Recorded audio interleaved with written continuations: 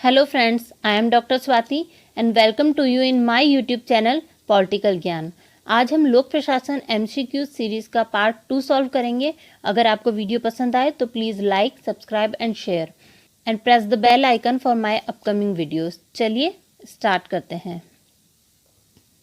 Question number 1, Herbert Simon द्वारा निर्णयों का कौन सा वर्गीकरण किया गया है?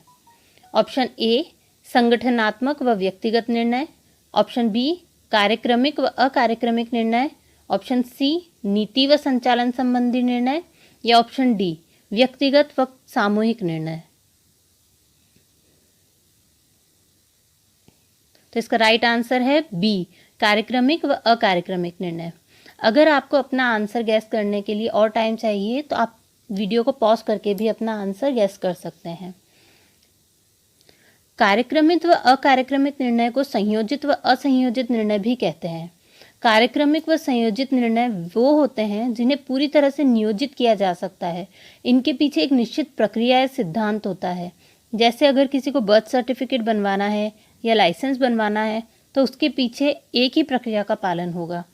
लेकिन अकार्यक्रमित या असंयोजित निर्णय वो होते हैं जो अचानक से लिए जाते हैं, जिनके लिए हम कोई नियम या सिद्धांत बनाकर नहीं रख सकते हैं। जैसे गोली चलाने का निर्णय लेना है तो वो अचानक ही लिया जाएगा, उसके लिए कोई नियम या सिद्धांत नहीं बनाया जा सकता है।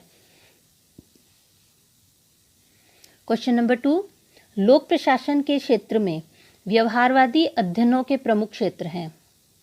ए नौकरशाही, बी निर्णय निर्माण, सी अभिप्रेरण या डी उपयुक्त तीनों। इसका राइट आंसर है डी उपयुक्त तीनों। व्यवहारवादी उपागम यह मानकर चलता है कि संगठन व्यक्तियों का समूह है और इन व्यक्तियों का जो व्यवहार है वो प्रशासन के लिए बहुत इम्पोर्टेंट है। इसलिए व्यवहारवादी उपागम मानव व्यवहार का अध्ययन करता है और इसे नव मानव संबंध उपागम और न्यू मेयो सिद्धांत भी कहते हैं। इसे सामाजिक मनोवैज्ञानिक उपागम भी कहते हैं। तो आप ये नाम भी याद रखिएगा, इन नामों से भी प्रश्न बन सकता है।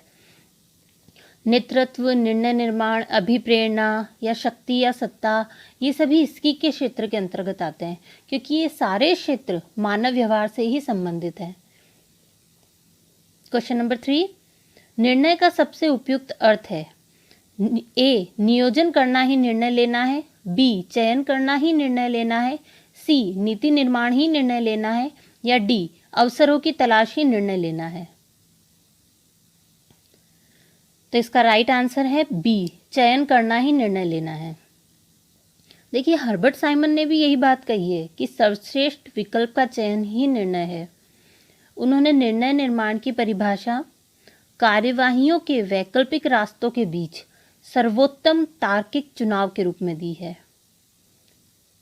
अब देखिए नीति निर्माण जो है वो एक दिशा निर्देश होता है और अवसरों की तलाश कार्यवाही का एक भाग होता है। इसलिए राइट आंसर है आंसर बी चयन करना ही निर्णय लेना है। क्वेश्चन नंबर 4, नेतृत्व संबंधी आकस्मिकता सिद्धांत का प्रतिपादन किया है। A Hersey Blanchard, B Fiedler, C Robert House या डी उपयुक्त में से कोई नहीं। इसका राइट आंसर है आंसर बी फिडलर। देखिए फ्रेड फिडलर ने इसे परिस्थितिवश आकस्मिकता सिद्धांत भी कहा है क्योंकि ये नेतृत्व की शैली व परिस्थितियों के अनुकूलन के परिणाम से उत्पन्न होता है। मतलब फिडलर 2 प्रकार के नेता की बात करते हैं। एक तो वो नेता जो कार्योन्मुख है और कार्य को पूरा करने में ही अपना कर्तव्य समझता है, और एक वो नेता होता है जो अच्छे संबंध विकसित करके काम को पूरा करना चाहता है। फिडलर कहता है कि कौन सा नेता सर्वश्रेष्ठ है ये बात परिस्थितियों से उसके अनुकूलन पर निर्भर करती है। यानी कि वो नेता परिस्थितियों के साथ कैसा सामंजस्य बिठाता है और अपना सर्वश्रेष्ठ प्रदर्शन करता है, ये बात बहुत ज़्यादा इम्पोर्टेंट है। क्योंकि एक कार्योन्मुख नेता प्रतिकूल परिस्थितियों में भी प्रभावी हो सकता है और आपसी संबंधों को महत्व देने वाला नेता वो शांतिपूर्ण परिस्थितियों में सर्वश्रेष्ठ प्रदर्शन करता है। क्वेश्चन नंबर 5, संचार प्रक्रिया का एक महत्वपूर्ण भाग यह है कि आप प्रभावी श्रोता भी हो। सुनने के बारे में सुझाव देने वाला विद्वान है। सुनने के बारे में किसने सुझाव दिया है? सब ये तो कहते हैं कि संचार प्रक्रिया ऐसी होनी चाहिए, या किस तरह से हमको संचार करना चाहिए, संचार देने वाले के बारे में बताते हैं, लेकिन सुनने के बारे में किसने बताया है? ऑप्शन ए है Fulmer, option B Henri Fayol, option C Taylor, या ऑप्शन डी मैक्स वेबर। तो इसका राइट आंसर है आंसर ए फुलमेर। फुलमेर ने ही कहा है कि संचार की प्रक्रिया में श्रोता यानी रिसीवर भी बहुत इंपॉर्टेंट होता है। क्वेश्चन नंबर 6, प्रबंध सूचना प्रणाली MIS की विशेषता है। ए, यह प्रबंधोन्मुख होती है, बी, यह प्रबंध निर्देशित होती है, सी, इसमें केंद्रीय सूचना भंडारण व्यवस्था होती है, या डी, उपयुक्त तीनों। तो इसका राइट आंसर है डी, उपयुक्त तीनों। देखिए MIS है वो एक कंप्यूटर सिस्टम है जिसमें हार्डवेयर और सॉफ्टवेयर दोनों होते हैं, और ये संगठन को चलाने में बहुत ही इम्पोर्टेंट रोल प्ले करती है। ये मैनेजमेंट ओरिएंटेड होती है, यानी कि प्रबंधन के सभी लेवल पे इंफॉर्मेशन अवेलेबल करवाती है, और इसमें मैनेजमेंट द्वारा सक्रिय भाग लिया जाता है। और इसके अंदर एक सेंट्रल डेटाबेस भी होता है जिसमें केंद्रीय सूचना भंडारण व्यवस्था होती है। तो इस तरह से ऑप्शन डी राइट है, उपयुक्त तीनों। क्वेश्चन नंबर 7 देखते हैं। हर्बर्ट साइमन द्वारा प्रतिपादित निर्णय निर्माण के प्रमुख चरणों में शामिल चरण नहीं है।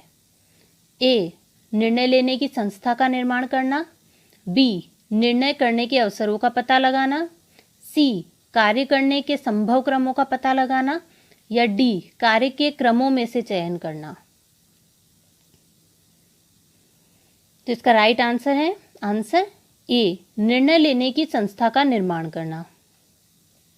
हर्बर्ट साइमन के अनुसार किसी भी निर्णय प्रक्रिया के 3 तत्व होते हैं। फर्स्ट, समस्या होनी चाहिए और उससे संबंधित सभी जो विकल्प हैं, जो भी ऑप्शन हमारे सामने हैं, उसके बारे में हमें जानकारी होनी चाहिए। सेकंड, विकल्प के हर परिणाम का ज्ञान होना चाहिए, यानी उस ऑप्शन को जब हम सेलेक्ट करेंगे तो हमें क्या रिजल्ट मिलेगा, ये ज्ञान भी हमको होना चाहिए। और थर्ड पॉइंट जो उन्होंने बताया है वो ये है कि सर्वोत्तम का चयन हो, यानी जो भी ऑप्शंस हम देखते हैं, जो भी विकल्प हम देखते हैं, उसमें से हमें बेस्ट को चुनना है। जो भी विकल्प अपनी बुद्धि के अनुसार हमें बेस्ट लगे उसे ही चुनकर हमें निर्णय लेना है। इन तीनों पॉइंट्स को उन्होंने ए, बौद्धिक क्रिया, बी, डिज़ाइन क्रिया व सी, चयन क्रिया का नाम दिया है। ये तीनों उन्होंने निर्णय प्रक्रिया के चरण बताए हैं। तो इसके अंदर कहीं भी उन्होंने निर्णय लेने वाली संस्था की बात नहीं की है। तो इसलिए जो ऊपर हमारे पास ऑप्शंस हैं उसमें ए गलत होगा। निर्णय लेने की संस्था का निर्माण करना, ये बात हर्बर्ट साइमन ने नहीं की है। तो इसका आंसर है ए, निर्णय लेने की संस्था का निर्माण करना। क्वेश्चन नंबर 8, पुरस्कार व दंड दोनों से कर्मचारियों को अभिप्रेरित करने वाली विचारधारा है। ए, भय व दंड विचारधारा, बी, पुरस्कार विचारधारा, सी, कैरेट व स्टिक विचारधारा, या डी, मानवीय संबंध विचारधारा। तो इसका राइट आंसर है आंसर सी, कैरेट व स्टिक विचारधारा। देखिए, भय व दंड विचारधारा, पुरस्कार विचारधारा व कैरेट व स्टिक विचारधारा तीनों ही अभिप्रेरण की परंपरागत विचारधाराएं हैं। और पुरस्कार विचारधारा के प्रतिपादक कौन है? Frederick Taylor. और उनकी ये मान्यता है कि यदि काम का संबंध पारिश्रमिक से जोड़ दें, यानी कि अगर श्रमिक को अच्छा वेतन मिले, बोनस मिले या आर्थिक रूप से प्रोत्साहन दिया जाए तो कर्मचारी अधिक काम करने के लिए अभिप्रेरित होंगे।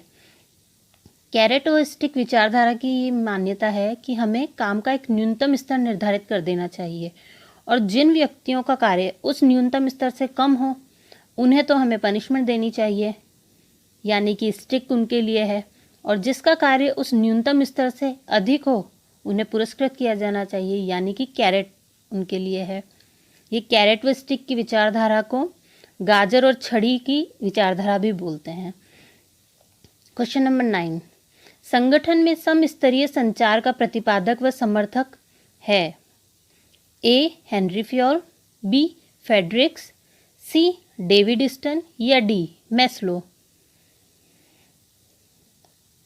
इसका राइट आंसर है ए हेनरी फ्योल। देखिए, जो समस्तरीय संचार संगठन है वो एक ही स्तर के कर्मचारियों या अधिकारियों के बीच होता है, और फ्योल का मानना था कि समान स्तर के अधिकारियों या कर्मचारियों को विचारों का सीधे आदान प्रदान करना चाहिए, क्योंकि ऐसा करने से टाइम भी बचता है और शक्ति की भी बचत होती है।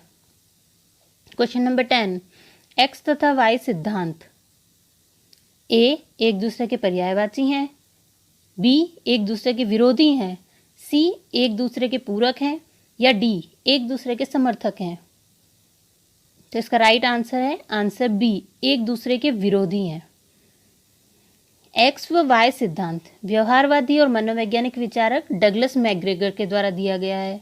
ये तो आपको पता ही होगा, बहुत सिंपल सी बात है ये, बहुत जो हमारे बेसिक्स कॉन्सेप्ट जहाँ क्लियर होने चाहिए वहाँ इस तरह के क्वेश्चन के आंसर हमको मुंह ज़बानी याद होने चाहिए कि किस विचारधारा से कौन सा थिंकर जुड़ा हुआ है।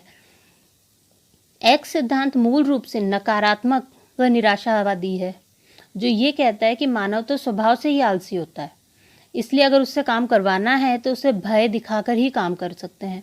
और जो वाई सिद्धांत है वो अभिप्रेरण की आधुनिक विचारधारा है, जो ये मान के चलता है कि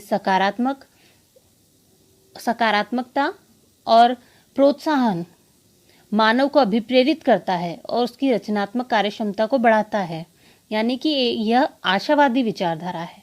तो अभी हमें साफ पता चल रहा है कि एक्स नकारात्मक है और वाई सकारात्मक है, यानी कि ये परस्पर एक दूसरे से विरोधी विचारधाराएं हैं। क्वेश्चन नंबर 11, द्विमार्गी संदेश वाहन का दूसरा नाम है ए इंटर स्केलर संदेश वाहन, बी इंट्रा स्केलर संदेश वाहन, सी एक्स्ट्रा ऑर्गेनाइजेशन संदेश वाहन या डी उपयुक्त में से कोई नहीं। इसका राइट आंसर है आंसर बी इंट्रा स्केलर संदेश वाहन। देखिए, इंट्रा स्केलर संदेश वाहन वो होता है जो एक ही स्तर के कर्मचारियों के मध्य हो, चाहे तो वो 2 डिपार्टमेंट के मैनेजर प्रबंधकों के मध्य हो, एक ही स्तर के कर्मचारी होने चाहिए, जिसमें विचारों का आदान और प्रदान दोनों होता है, यानी द्विमार्गी संचार होना चाहिए। और इंटर स्केलर संदेश वाहन वो होता है जो मैनेजर और उसके वर्कर्स के बीच में होता है। और एक्स्ट्रा ऑर्गेनाइजेशन संदेश वाहन में कंपनी के लोग और इसके अलावा जो और लोग भी होते हैं, दूसरे पक्ष भी होते हैं, उनके मध्य कम्युनिकेशन होता है।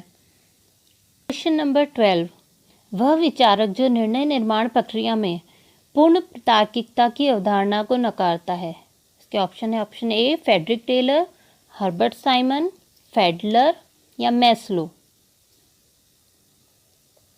तो राइट आंसर है आंसर बी हर्बर्ट साइमन। देखिए, हर्बर्ट साइमन क्या कहते हैं, वो सीमित तार्किकता की बात करते हैं। साइमन कहते हैं कि लोगों की योग्यता और लोगों का ज्ञान सीमित होता है, वो पूर्ण ज्ञानी नहीं होते हैं, और इसी सीमित ज्ञान से ही लोग ऐसे ऑप्शंस को चुन लेते हैं, ऐसे विकल्प चुनते हैं जो वाकई में परिपूर्ण नहीं होते, वो कंप्लीट नहीं होते हैं। लेकिन क्योंकि मानव सीमित रूप में तार्किक है, तो अपनी सीमित तार्किकता के कारण उसे वो ही विकल्प बेस्ट लगने लगता है। तो ऐसे ही निर्णयों को साइमन ने संतोषजनक निर्णय कहा है। और साइमन की इम्पॉर्टेंट बुक है एडमिनिस्ट्रेटिव बिहेवियर, जिसमें उन्होंने निर्णय प्रक्रिया के बारे में भी बताया है। तो बुक का नाम भी हमें याद रखना है। क्वेश्चन नंबर 13, अभिप्रेरण को प्रबंध का हृदय किसने कहा है? ए Rensis Likert, B Frederick Taylor, सी फिडलर या डी मैक्स वेबर। इसका राइट आंसर है आंसर ए रेंसिस लिकर्ट। रेंसिस लिकर्ट ने अभिप्रेरण को प्रबंध का हृदय कहा है। क्वेश्चन नंबर 14, व्यवहारवादी अध्ययन का प्रमुख केंद्र रहा। ए सिराक्रूज विश्वविद्यालय, बी शिकागो विश्वविद्यालय, सी हार्वर्ड विश्वविद्यालय या डी कोलंबिया विश्वविद्यालय। इसका राइट आंसर है आंसर बी शिकागो विश्वविद्यालय। क्वेश्चन नंबर 15, कथन ए संप्रेषण का कार्य केवल संप्रेषक के मानस से कुछ बातें हटा देना मात्र नहीं है। इसका कारण है संप्रेषण को प्रापक पक्ष पर अपना वांछित प्रभाव डालना चाहिए। उपयुक्त दो वक्तव्यों के संदर्भ में निम्नलिखित में से कौन सा कथन सही है? ऑप्शन ए व आर दोनों सही है व आर ए का सही स्पष्टीकरण है। बी ए व आर दोनों सही है परंतु आर ए का सही स्पष्टीकरण नहीं है। सी ए सही है परंतु आर गलत है और डी ए गलत है परंतु आर सही है। चलिए इस क्वेश्चन को साथ में ही सॉल्व करते हैं। सबसे पहले अभिकथन ए को देखते हैं। संप्रेषण का कार्य केवल संप्रेषक के मानस से कुछ बातें हटा देना मात्र नहीं है। मतलब कम्युनिकेशन का काम सिर्फ रिसीवर तक इन्फॉर्मेशन को पहुंचाना नहीं है। अगर कोई इन्फॉर्मेशन भेजी गई है तो उसके पीछे कोई ना कोई विशेष कारण रहा होगा, इसी कारण संप्रेषक ने इन्फॉर्मेशन भेजी है। तो ये बात बिल्कुल सही है कि संप्रेषण का कार्य सिर्फ संप्रेषक के मानस से कुछ बातें हटा देना मात्र नहीं है। तो कथन ए तो सही है। और अब इसका रीज़न देखते हैं। संप्रेषण को प्रापक पक्ष पर अपना वांछित प्रभाव डालना चाहिए, तो ये भी बिल्कुल सही है। जो संप्रेषण किया गया है उसका प्रभाव रिसीवर पर पड़ना चाहिए, उसका उद्देश्य पूरा होना चाहिए। तो इसका रीज़न भी सही है। अब हम दोनों कथनों को क्योंकि से जोड़ देंगे और दोबारा से पढ़ेंगे। संप्रेषण का कार्य केवल संप्रेषक के मानस से कुछ बातें हटा देना मात्र नहीं है, क्योंकि संप्रेषण को प्रापक पक्ष पर अपना वांछित प्रभाव डालना चाहिए। तो अब ये बिल्कुल समझ में आ रहा है कि आंसर इसका ए सही है। ए व आर दोनों सही है व आर ए का सही स्पष्टीकरण है। अगर आपको असर्शन या रीज़न यानी कथन कारण वाले प्रश्नों में कुछ कठिनाई होती है तो मैंने इस टॉपिक पे अलग से एक वीडियो बनाया है, तो आप उसे देख सकते हैं। चलिए बाकी के क्वेश्चन हम इसके नेक्स्ट पार्ट में करेंगे। Thanks for watching.